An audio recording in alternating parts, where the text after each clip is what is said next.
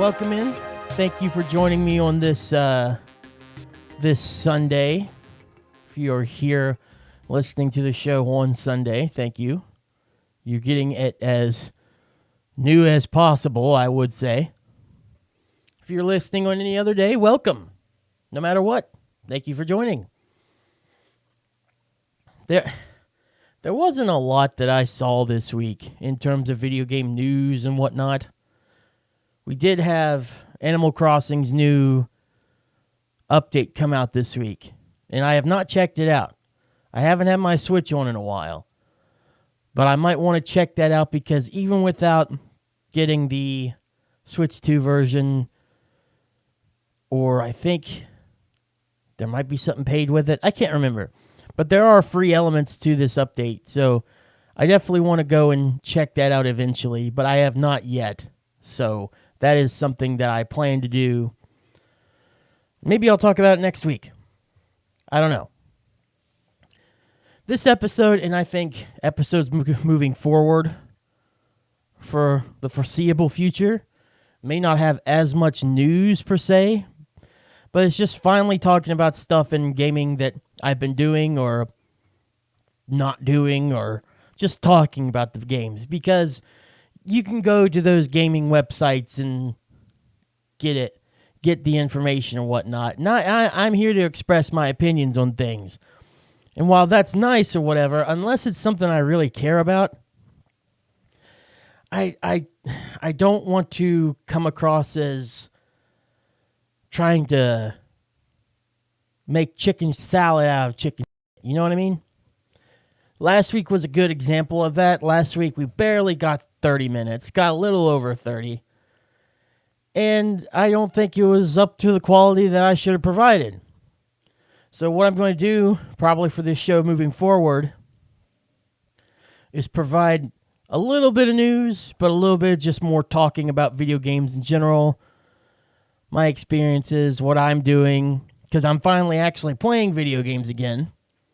And if that changes, if that dynamic changes, I will definitely let you all know, because you all deserve to know what I'm doing first more than anything. Only real piece of news I want to talk about other than Animal Crossing coming out is apparently Meta is deciding to close several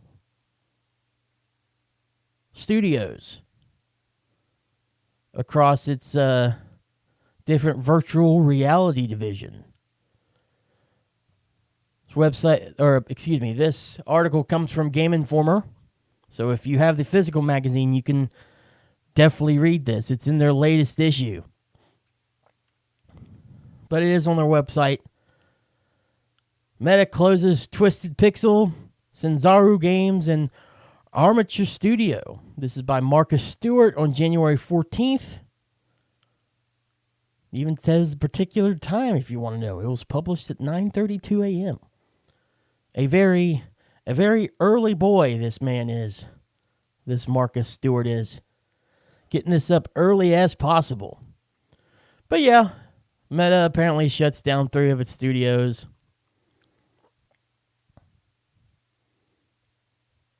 These 3 studios were developed over the last 5 years. And in fact, according to Bloomberg, based on the article here, Meta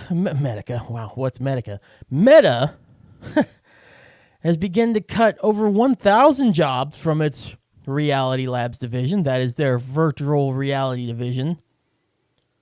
It consists of roughly 1,500. So that is a good 10% of its workforce. And of course, this stems from refocusing from VR projects to AI-centric stuff. We're not going to go into AI stuff anymore, for right now anyways. Them doing this, I'll tell my full opinion in just a minute, but that's the reason they're shifting this. The AI stuff. The article says AI wearables and phone features. Okay. spokesperson for Meta said, "We said last month that we were shifting some of our investment from metaverse toward wearables. This is part of that effort, and we plan to reinvest the savings to support the growth of wearables this year." Fantastic. So you're canning 1,000 people's jobs just to focus more on AI stuff that AI is just going to take over, you know? I don't 100%, believe it's going to take over in general, but it's not a good look for people that truly believe that, AI is just going to cut out all these jobs or whatnot. Because, look, they just cut 1,000 jobs or so from their VR department because they're shifting focus over to AI stuff. So, not a good look. Senzuro actually, in terms of a PlayStation gamer, is kind of significant, as they were the studio behind the Sly Collection in 2010,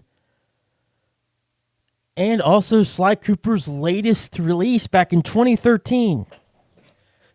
Yeah, that's right. Sly Cooper was last given a new game in 2013. I guess Sly is not a Sucker Punch game anymore. It doesn't seem like it, because Senzuro was the ones that made the last one. They also worked on the PS2 port of Secret Agent Clank, Sonic Boom Shattered Crystal, and Sonic Boom Fire and Ice. Looks like they're batting about 50-50 here. Because Sonic Boom, yeah. Twisted Pixel was formed in 2009. They had a lot of success during the Xbox 360 arcade days. And again, all this stuff's in the article. I'm not going to talk about their games. And then same thing with Armature Studio. You can see there's a big one that they worked on in terms of video games and whatnot.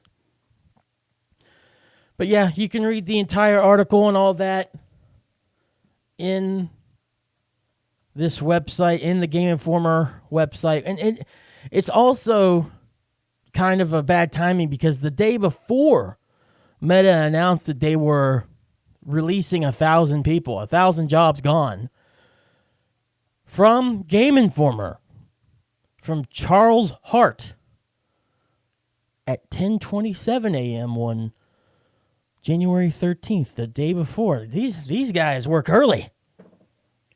But I guess you got to get it as early as you can. Ubisoft proposes to lay off 55 employees at Avatar Frontiers of Pandora developer Massive Entertainment. If you do not know, Massive is the studio behind The Division. The Division actually is about to celebrate an anniversary. And they've been giving a PS5 version. Not The Division 2. That was given a while back. The Division.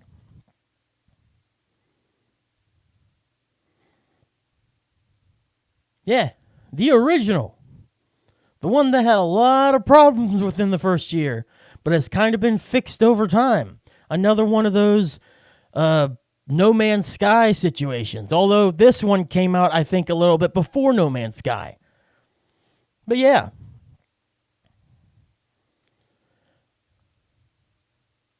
This is coming directly from the article. According to a statement provided to IGN, the restructuring would impact approximately 55 workers at the two Swedish studios, but the timeline of this restructuring is unclear. Ubisoft also claims that the long-term direction for the studio remains unchanged and doesn't suggest that any ongoing projects, such as the development of The Division 3, will be impacted. I don't think this says how big Massive Entertainment is. At least from a glance, it doesn't. Other than the 55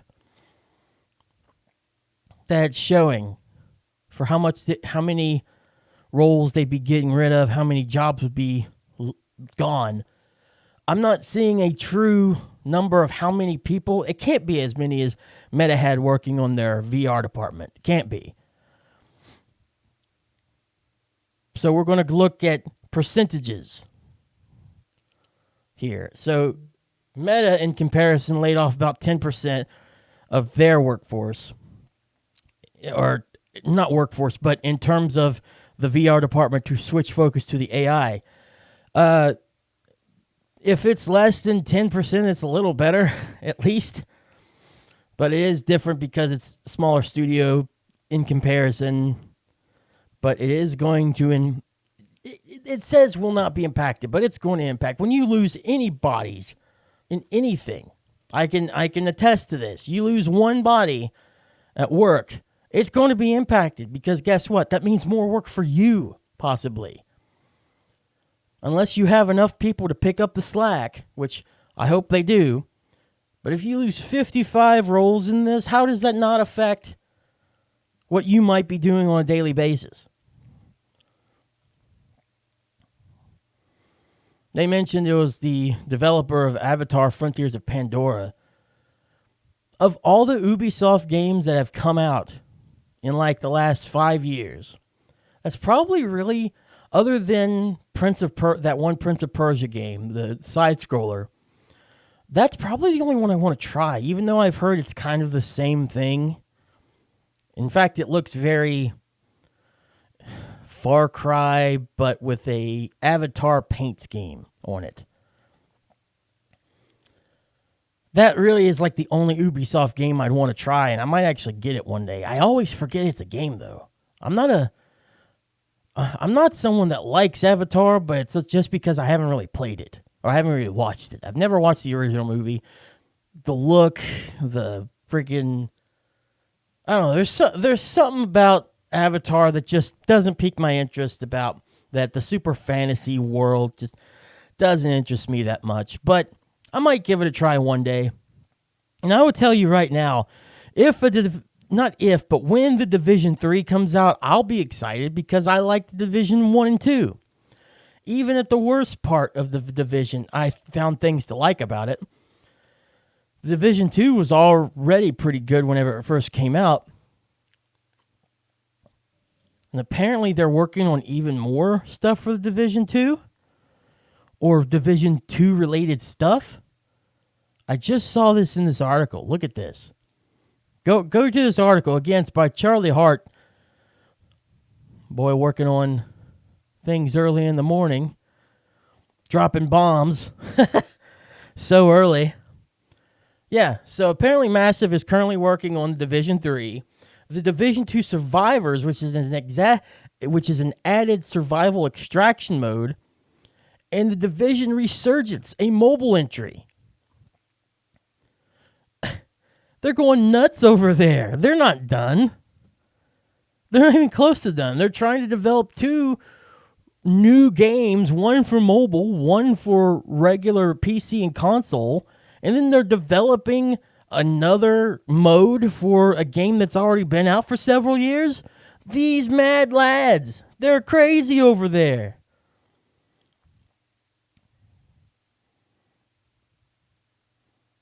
They're nuts over at Massive. Massive's probably the most pumping out content studios for Ubisoft in the last 5 to 10 years. You know, Ubisoft, I've talked about on the podcast before. I have no shame or no care for the heads of Ubisoft. Do not care. I just think they just come across as really bad. When the stuff with Rainbow Six happened, I had no remorse for the heads of it being upset. I had remorse for the people that actually work for underneath those people that have to deal with their crap and have to deal with everything bonking out and messing up because of the hacks and whatnot. So this really hurts to see. It hurts to see Meta, a big corporation like this, releasing 1,000 jobs from this VR department, Reality Labs, to focus on something that could possibly take away more jobs. Possibly. Or maybe it'll add in more jobs as people need to work to be able to take care and work on AI. It could add more, but right now it's just got rid of 1,000. Ubisoft's overall reasoning for this doesn't suggest that it's something like an AI direction shift. Although that has to be, there's something there because all the big companies are doing it, going to AI. But this one just seems more like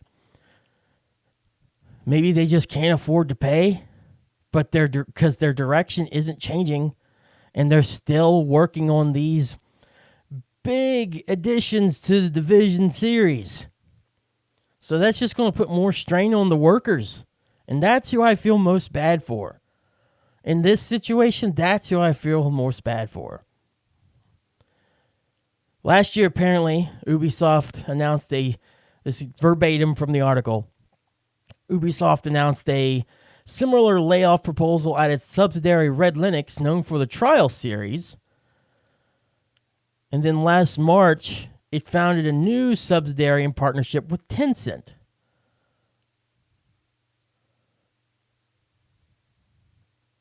Just to give you an idea of what Ubisoft does whenever in this case.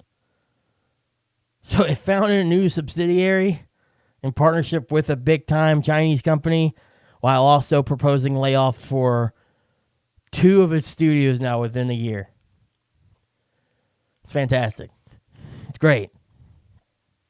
Look, if they're going to work on something cooler and better or whatnot, that's video game centric, I'm all for it, but it depends on the priority, and I don't really know just looking at this, and I could click on it right here, but that's research I should do off the show. Just from the looks of here, as long as the priorities are right and that new subsidiary with Tencent works to be a good video game, cool, I'm okay with that. It still just sucks, though, that now with Red Linux from last year and this year, the proposal of laying off jobs that are already there is on the table. Sucks. It really does.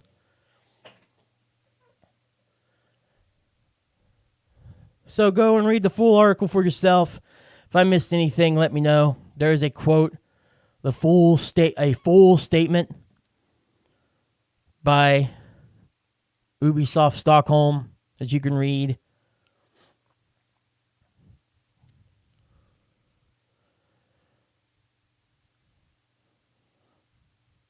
It just sucks for those men and women that are going to be let go, lose their jobs. I hate it for them, and I hope that they can find a place to work.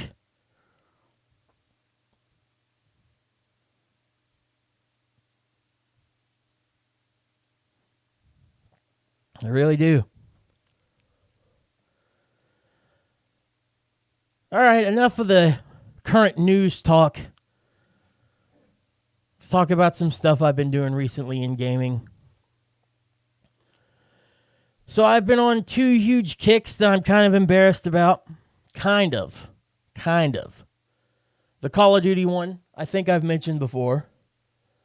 So it's unfortunate because I really want to get into Battlefield 6. I finally have it. I finally own a physical copy of Battlefield 6. And for some reason, this dumb version of Call of Duty that's out now, the multiplayer, is just more interesting to me. I don't know why. And I feel very stupid. More so than my opinion normally is on this show. Like, I understand people not liking my opinions on the console thing, and I think PC gaming hype is just overrated and in the fairest of terms, somewhat elitist sounding and minded. And I apologize if you get upset for me saying that, but that's just how I feel. You can't change how I feel and how it looks in my eyes, unless you change yourself anyways, you know? But whatever. I get people don't like that, but I feel like extra stupid saying that that Battlefield is the game that's better made, is the better playing game, is the more fun game, but yet I still go to Call of Duty Black Ops 7 and play? Wasn't I just laughing at it whenever it wasn't nominated for any game award this past year, and laugh at it when Battlefield actually won an award in comparison for being nominated for a few? But yet that's the game I decide to have this whole current fix to play. I should just play Call of Duty Mobile. I mean, if I'm missing that nostalgia of like Modern Warfare 2, the original Black Ops, that kind of multiplayer game, unless I boot up the PS3 and go back and play that, I should just probably play Call of Duty Mobile in that sense. But I didn't pay for Call of Duty Black Ops 7. Trust me, I would not give them singularly $70 of my money to just own one piece of dog turd. Don't get me wrong. I would pay at least $16 apparently for one more extra month to play just the multiplayer on Call of Duty Black Ops 7, though, for Game Pass. Hey, at least I get other games I could possibly play that I haven't downloaded at all. I have it till the end of the month, and I do not know if I'm going to re-up again. If you don't know, if you're new listening, the reason why I've even started playing it in the first place, because A, it was on the Game Pass for PC version, and that's like $17, which sucks because it's more than like the standard one would be for like $14, $15, how they've restructured it.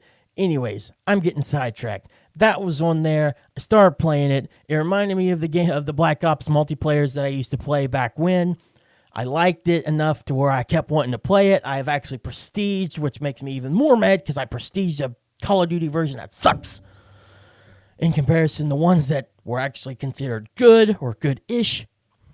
So even more reason to just be like, why are we both listening to this guy and listening to Nikkei? Because he's absolutely a hypocrite. Yes, I am. I apologize. I can't help it. I'm having fun with it. I recognize that it's a bad game. I will never touch the campaign. I have no interest in zombies at this point ever again. But the multiplayer playing that is actually kind of fun, and I'm enjoying it.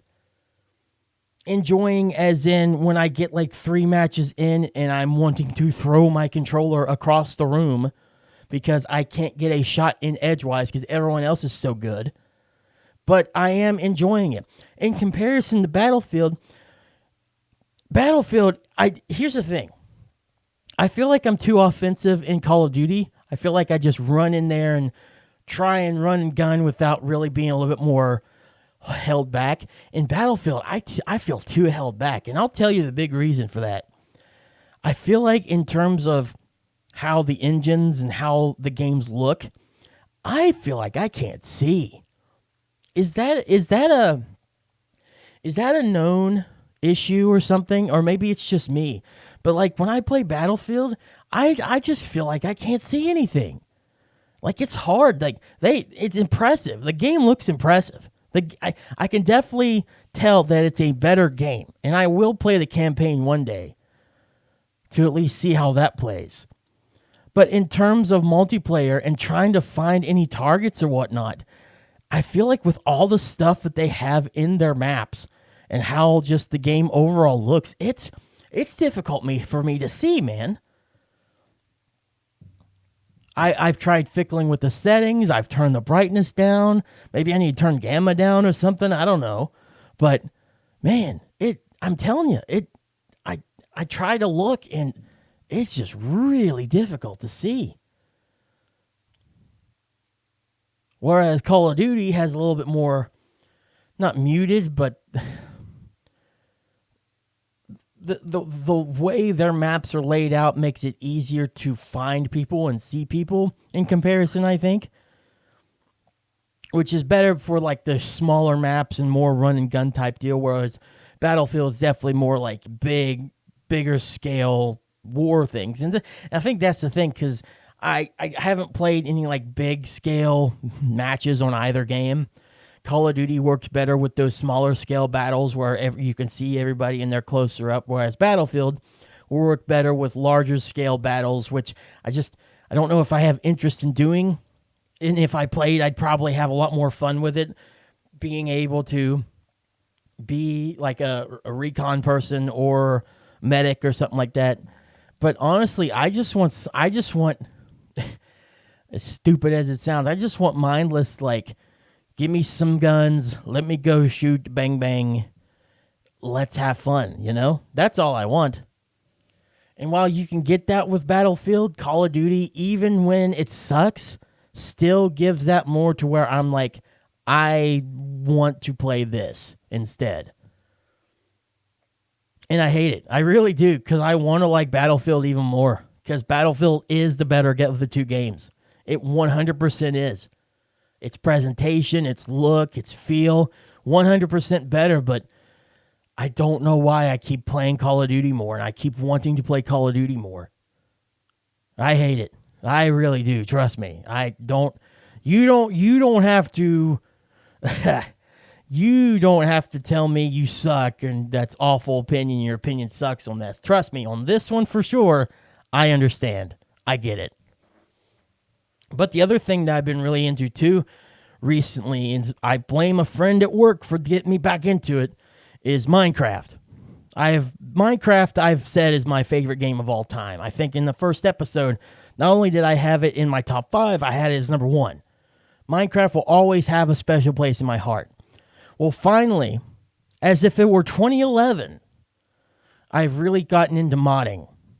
I've never really had computers and stuff or the interest to really get into installing mods. And I don't know why, but recently I just came across the fact that you can have different launchers. I didn't know this, like mod things that are different launchers, and they have the mods already like found for you, and then you can install your own and whatnot, which is great. You can just use as like a library to automatically add mods that you want into the game, and then launch a new version of Minecraft with the mods already there. It's like, yeah, keep it simple, stupid, for me. I have other things in my life that I can be technical with. Let video games not be one of them, please. So if there's any way to simplify this, please do. And I finally found a way to simplify it, and it's great. It's great. Bedrock mods and PC mods. So crazy different, especially how both versions of the games are. I've tried both. I even, you know what? It's stupid because I know PC mods are free. You can find mods easily for free as long as you look for them. I understand it, but I did try out the 30-day pass for the Bedrock Marketplace mod thing that adds like 40 to 50 add-ons, worlds, and whatnot you can try out. And even after the 30 days, it's like only, what, $4? If I'm on this kick by this time in February, I will probably pay for it another month. I will pay for it for as long as this kick of me wanting to play Minecraft and really get into it as much as I have been recently is still here. Because it's there. It's like the Call of Duty thing. When I'm not raging and wanting to kill people in Call of Duty, I want to just, mine and kind of feel serene and, nice and simplistic in Minecraft. That's what I want to do, which is ironic seeing as how what I'm going to talk about here in just a few minutes. And if I could figure out how it all worked, like I mentioned, like PC's where it's at, absolutely. That's where you want to play. That's where you want to play Minecraft. Both versions aren't great. They both have issues. Just because the game is older, the Java version has issues. And Bedrock is just, it's Pocket Edition, but it's modernized. And they really haven't done much to make it better. Crazy. But they're still both, in the end of the day, they're both still Minecraft. And Minecraft as a whole, at the end of the day, is still very fun no matter what. And when you add mods, for simplicity's sake, Bedrock's easier. And I would say that, I guess it also depends on the mod itself, but from what I've played with the mods I've installed, I have a lot less headaches when it comes to just putting stuff in Bedrock, just because that stuff's already made for that version. The Bedrock mods in the marketplace and the add-ons and stuff, which I guess they're not mods or add-ons, whatever. They're made for that, so it's going to automatically work if you pay or, download it. The mod packs on PC, there could be problems with it. Could be for an older version, could be for a newer version. Who knows? Who knows? So, PC, once again, is definitely where it's at. I'll definitely give you that. I've always said the PC is the place to play, even if it's not like where I prefer, because of how much you have, how much it is, what you need to do to put into it, all the work you need to blah, blah, blah, blah. It's basically a secondary job. For simplicity's sake, Bedrock, but PC, if you can, and if you have the time and willpower to do it, do the PC route. Trust me, it'll be worth it. Now, speaking of mods and add-ons, I want to highlight some of these that I've really gotten into recently. And I talk about guns in Call of Duty. Well, the reason why I installed this first one is because I didn't want to play Call of Duty anymore. At the same time of wanting to play Call of Duty and still getting that fix, I also recognize, like I said earlier, Call of Duty Black Ops 7 is not good. So I wanted to try to find something that would make another game that I was playing that I was really into kind of give me that same feel. The TACZ Timeless and Classic Zero PC mod for Minecraft is so legit when it comes to guns and everything. The work that they've made, that they've put in to make this mod, so incredibly detailed to the point that you even have animations for Steve's arms. That blows my mind, dude. Like, I can run on like a simple modern laptop, which modern laptops are more powerful than older ones for sure. Duh, that's just how it works. But still, laptops aren't beefy PCs, and still seeing like these animations go as smooth and as nice as they do on these when they're loading up these guns in Minecraft, it just blows my mind. It's crazy. It blows my mind to this day. My mind is still focused on that 2011, 2012, 2013 vanilla Minecraft, which was so simple and so basic, but so lovely and so fun.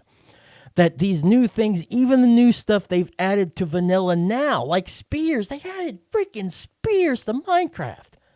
That's nuts. But then you have stuff like this, which has been in the game in a long time. I understand that, but something this detailed.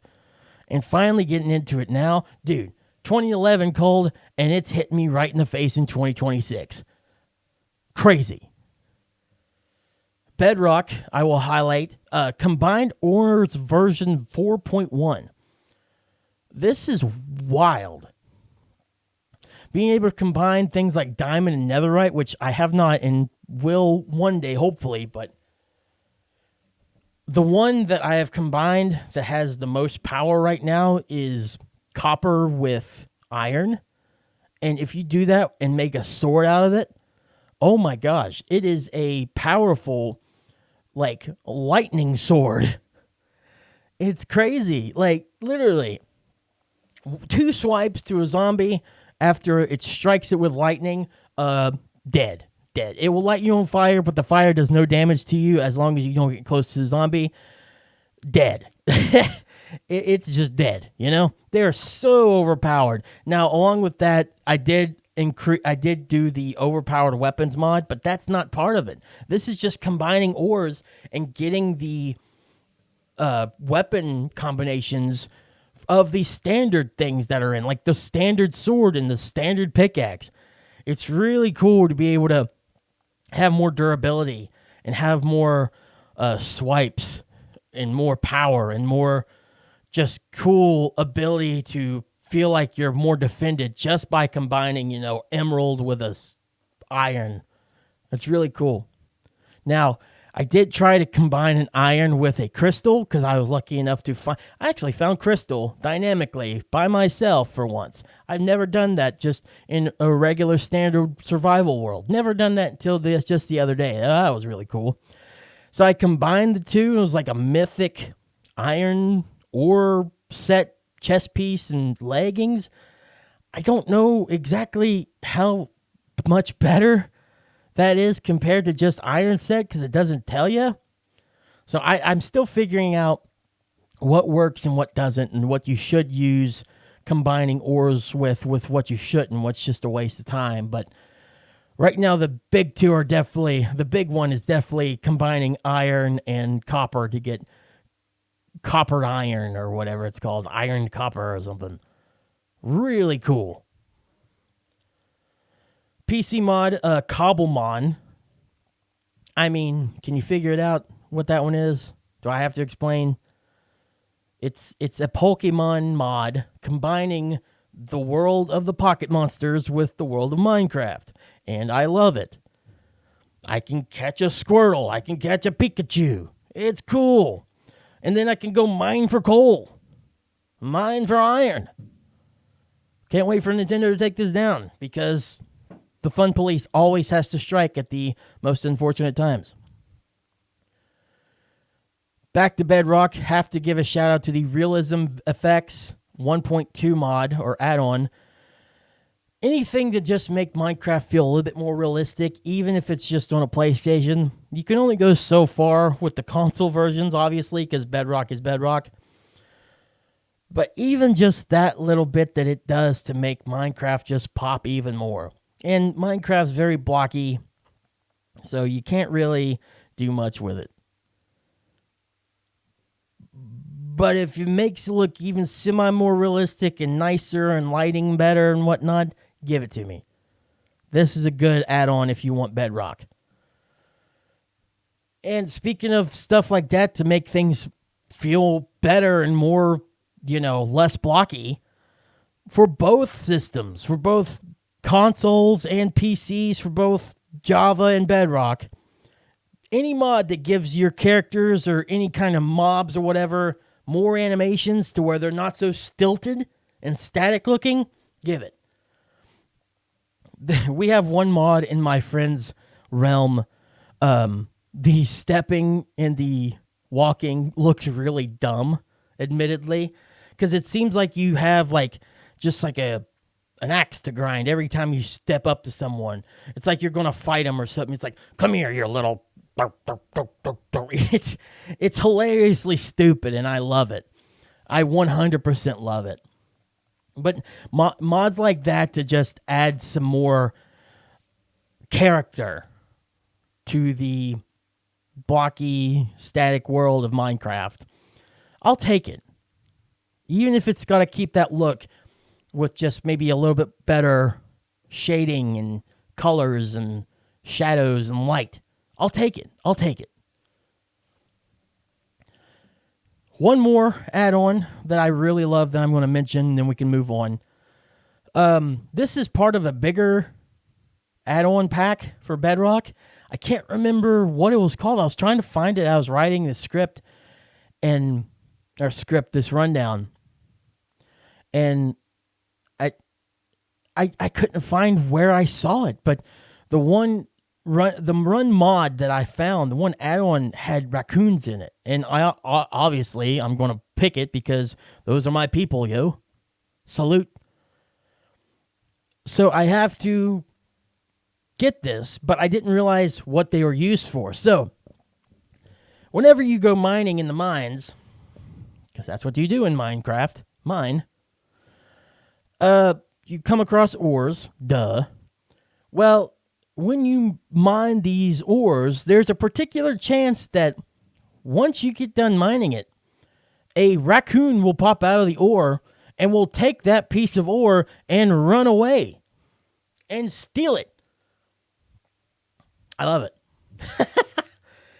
I think I have my settings a little bit too high. I think the raccoon pops out way too much. I think I have it to where it spawns a raccoon way too frequently than what it's supposed to. With that being said, I'm not changing it. I'm not changing the frequency of it. It gets annoying for sure. Like I can't wait to get to the point where I'm find diamond in my regular single player world, and I find it, and I know what's going to come. As soon as I mine it, and as soon as it's there, the raccoon's going to pop out and steal my diamond. I know it. I know that's what this stupid game's going to do. I know what this stupid add-on's going to do to me. Because I did it one time with Iron. I wanted to throw my PlayStation out the window. I'm like, why are you doing this? And they're fast. Like, if you're not sprinting, you're not going to catch it. You have to sprint and you have to follow it in order to finally get, because luckily the pathing isn't great for it either. So while it's fast, you can catch it because it'll make a move, and it's really stupid. It's fast, but it's stupid. But you also have a timer, because eventually that raccoon will mine down into another block and it'll go away, and you've just lost that particular ore. I have given up on coal when that happens. If they take coal, there's an abundance of coal to the point where I'm just like, have it. Maybe you need it for something, you know? Maybe the little raccoon needs it to feed it, to fuel fire for its family. I don't know what raccoons would do with coal. But I've given up on that one. But it's just so stupid funny to me that I couldn't not have it. And once that happened, I was like, this is never getting deleted. This is never getting changed. It's annoying, but I'm keeping it because this is what I want. This is my world, and that's funny to me. That is past Keith messing with future Keith, being like, heh heh, you got to deal with these regularly spawning raccoons now messing with your stuff, heh heh. Fine. I salute it, I appreciate it, and I will not change it. Now watch me next week say, well, I changed the setting because it annoyed me because I had a diamond, and then he took it, and then I lost the ability to have a diamond again. I'll keep you updated if that happens. I know it's going to happen. I know it.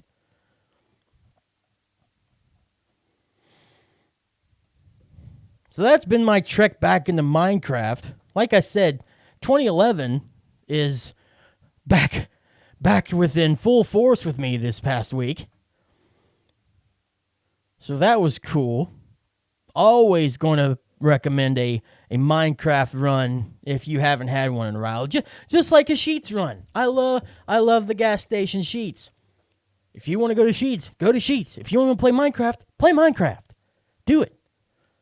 It's a fun time for all involved. The last thing I want to mention here on the show before we start wrapping up, before I get to the outro, randomly this past Friday, a game called Arknight Infield. And if you don't know what this is, it seems like it seems like another gotcha game. I don't know the lore of Arknight. It's a thing apparently, but this particular release comes out January 22nd. And I wouldn't mention this any other time because the only other gotcha games I've tried that I know of for sure that are gotcha games are Zenless Zone Zero. I tried that for a little bit. I almost got into it. I was really having fun with it, but I could tell where it was going to possibly go, and I just fell off and never picked it up again. It was fun for what I saw and played of it, but I didn't stay with it, and I'm kind of glad that I didn't.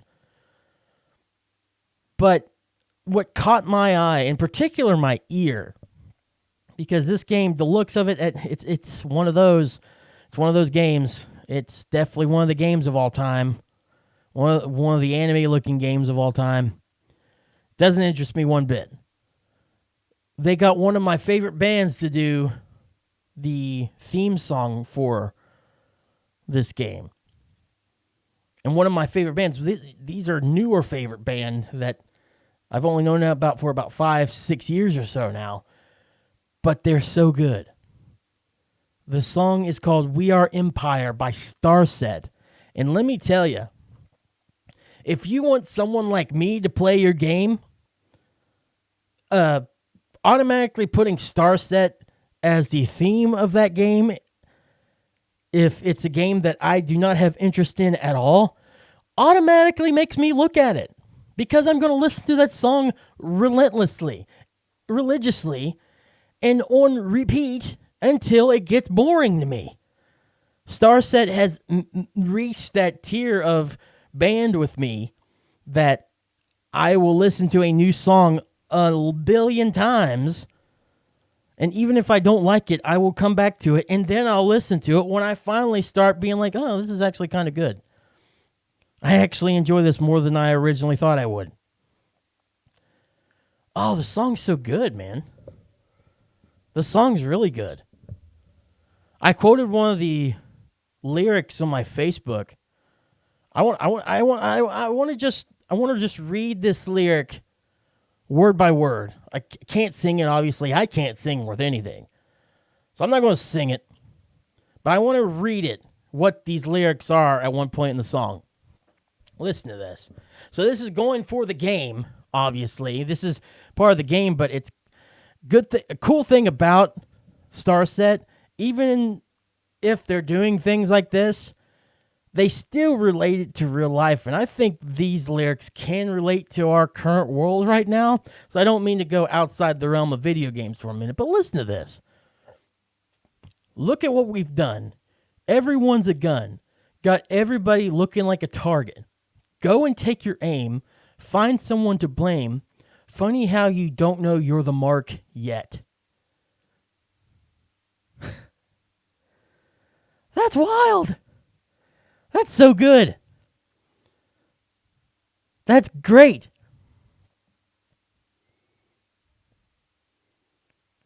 I love that. And I love this song. If you have no interest in Arknight and gotcha games or anything like that, totally fine. I said that it piqued my interest to a point where I at least looked at their content. It didn't pique my interest enough to whenever January 22nd comes for me to download this thing, but it piqued my interest to look at it. So there you go. But I would highly suggest go listening to this song, We Are Empire by Star Set. Right now, the only places I've seen it available is on YouTube through Arknight, their official YouTube page. It's not even on Star Set's. They're just like, YouTube does this thing now where they can mention another channel, and you can kind of like have it on your channel too without uploading it yourself. I don't know. That's a crazy new feature that I didn't think was a thing that needed to happen, but I'm kind of glad it's there.